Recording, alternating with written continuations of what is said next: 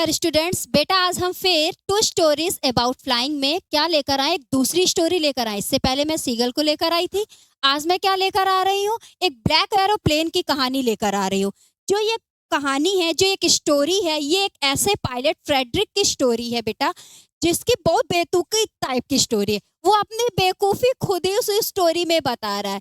एक ऐसा पायलट है जो कि उड़ान भरता है, रात में देखता है कि चारों तरफ आसमान साफ है, तारे टिमटिमा रहे हैं, सभी लोग सो रहे हैं, सब कुछ क्लियर है। और वो निकलता है किस लिए, अपने एरोप्लेन को लेकर एक उड़ान भरने के। आज मुझे क्या करना है, पेरिस से लंदन अपने घर जाना है। वो उस खुशी में उड़ान भरता है और इतना खुश रहता है और उसी में बढ़िया सोचा करता है कि मैं घर जाऊंगा, जैसे उतरूंगा अपनी फैमिली से मिलूंगा, अपनी फैमिली में जितने लोग, जितने मेंबर्स हैं उनसे मिलूंगा, उनके साथ बैठ के ब्रेकफास्ट करूंगा, ब्रेकफास्ट में ये खाऊंगा, वो खाऊंगा, आराम से फिर बढ़िया सोऊंगा।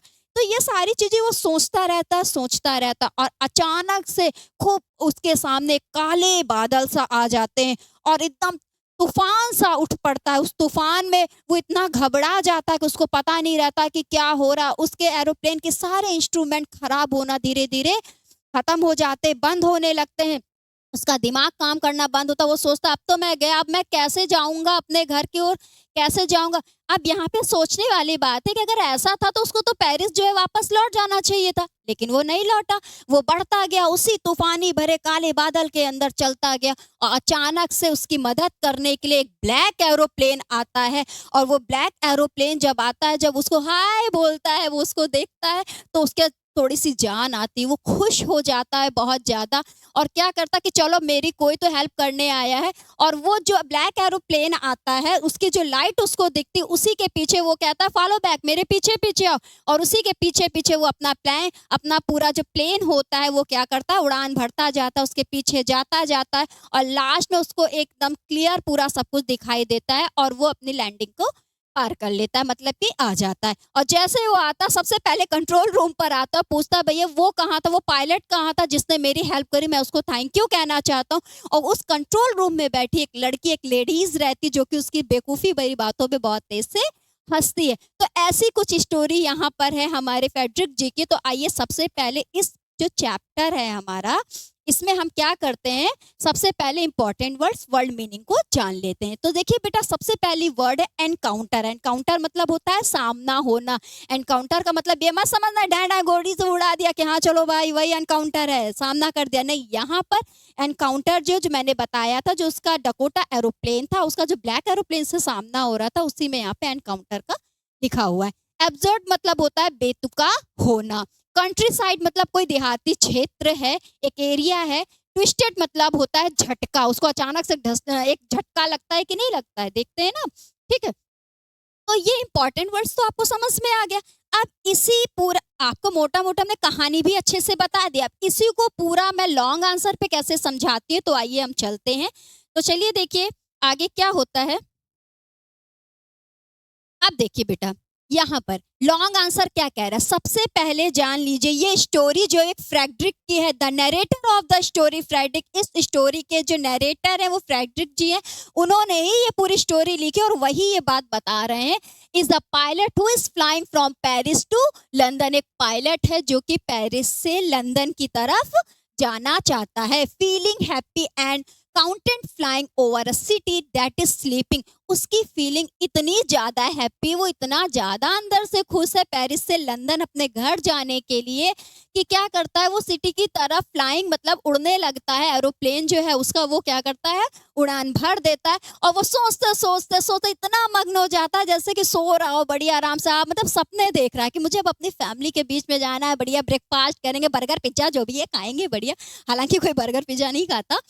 हालांकि अब देखिए इसमें क्या होता है, he dreams about the long holiday with his family and taking tasty breakfast। वो क्या करता है, ड्रीम्स, एक सपना देखता रहता है। भाई छुट्टियां होती हैं, कोई भी अगर बाहर क्षेत्र में अपने घर जाना चाहता है और घर पे आना चाहता है, उसकी खुशी अलग ही होती है। तो सेम यहाँ पे मेरे पायलट जी का भी था कि वो हॉलीडे पर अपनी फैमिली के पास जा रहा था, उनके साथ बैठ के ब्रेकफास्ट करना चाहता था, बहुत सारी बातें करना चाहता था, आराम से अपने घर पे रहना चाहता था। As soon as he crosses Paris, he gets a look of the darker clouds। जैसे ही वो क्रॉस करता है पेरिस को, क्रॉस करता है, अचानक से वो देखता है एक डार्क क्लाउड्स, मतलब खूब काले बादल उसके सामने आ जाते हैं, सिग्निफाइंग द अपकमिंग स्टॉर्म। और देखते देखते अचानक से एक बड़ा सा तूफान आता है, जिसमें से एक चीज ये भी बताई गई, जो पेरिस है लंदन की तरफ जो है, तो पेरिस कितना छूट चुका होगा, 150 किलोमीटर छूट चुका था जब वो वहां पर थोड़ा सा आगे सिटी की तरफ आ जाता है। आगे क्या होता है, for the sake of safety he should turn back to Paris as it does not have enough fuel to fly up। अब क्या हो रहा है, अब वो सोच रहा था कि अब क्या मुझे पेरिस लौट जाना चाहिए, लेकिन नहीं, क्योंकि उसका जो एरोप्लेन था उसमें फ्यूल भी क्या था, ज्यादा नहीं था, कि अब उसका एरोप्लेन बहुत ज्यादा फ्लाई अप नहीं कर सकता। उसने जब देखा कि धीरे धीरे उसके टैंक में फ्यूल भी खत्म हो रहा है, on around them, but he think otherwise to fulfill his dream of being with family and having breakfast। लेकिन वो इतना होते हुए भी वो उसी ड्रीम पर डूबा हुआ था। वो सोच रहा था नहीं, मुझे तो अपने भाई फैमिली के पास जाना है और उनके साथ ब्रेकफास्ट करना है। he risked the life of his passenger and heads straight into the storm। तूफान भरे बादलों के बीच में उसने फिर भी रिस्क ले लिया और उसमें बैठे पैसेंजर्स को भी उसने रिस्क में डाल दिया। ठीक है, everything gate dark and all the instrument stop. अब उस डार्क बादलों के बीच में जितने भी इंस्ट्रूमेंट थे वो क्या हो गए थे, धीरे धीरे स्टॉप वर्किंग, काम करना बंद हो चुके थे, काम करना बंद कर दिए थे। He lost control of the plane, उसका प्लेन जो था अब कंट्रोल से बाहर हो रहा था धीरे धीरे। उसको लगा अब तो हम भी गए, अब कुछ नहीं हो सकता है।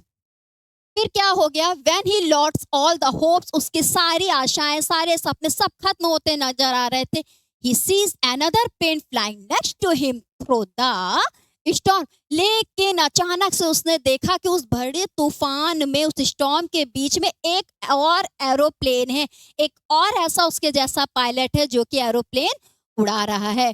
The anonymous pilot guided them out of the storm and disappears। और देखते देखते जिस पायलट ने उसका मदद, उसकी हेल्प करी थी उस तूफान भरे में, वो अचानक से कहीं पर गुम हो जाता है।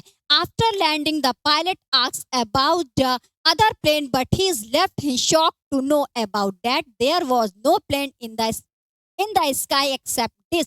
यहाँ पर क्या हो रहा है, वो लैंडिंग करने के बाद पूछना चाहता था कि आखिर वो कौन पायलट था जिसने मेरी इतने बड़े तूफान के बीच मेरी जान बचाई, मेरे साथ लाखों पैसेंजर्स की जान बचाई, मेरी इतनी बड़ी हेल्प करी जहां पर मेरे सारे इंस्ट्रूमेंट काम करना बंद हो चुके थे, मुझे कहीं के कोई भी कनेक्शन तक नहीं हो पा रहा था।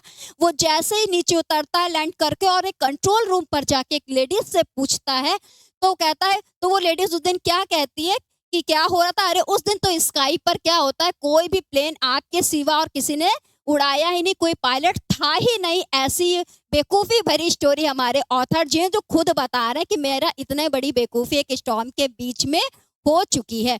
तो आई होप कि आप लोगों को ये स्टोरी अच्छे से समझ में आ गई होगी कि एक पायलट की कहानी थी जो एक भरे तूफान पर क्या करता है, अपने प्लेन को लैंडिंग करता है और वहां पर क्या होता है, वो बहुत ज़्यादा, इतना ज़्यादा डर जाता है। उसमें भी वो सपने देखता है अपनी फैमिली से मिलने के लिए, हॉलीडे में फैमिली के पास जाना है, वहाँ उनके साथ बैठ के ब्रेकफास्ट करना है, सारी चीज़ें करता है। और उसमें भी वो क्या करता है, इतना बड़ा रिस्क लेके अपने प्लेन को उड़ान भरता है। और उसमें एक, जब उसका सब कुछ सारी आशाएं खत्म होने लगती है, तो एक ब्लैक एरोप्लेन आता है जो कि उसके ब्लैक एरोप्लेन में बैठ के एक पायलट जो होता है, उस पायलट की हेल्प करता है और उसकी मदद से वो सही सुरक्षित अपनी जगह पर पहुंच पाता है। अब इसी से रिलेटेड बेटा हम कुछ क्वेश्चंस आपके सामने लेकर आए हैं।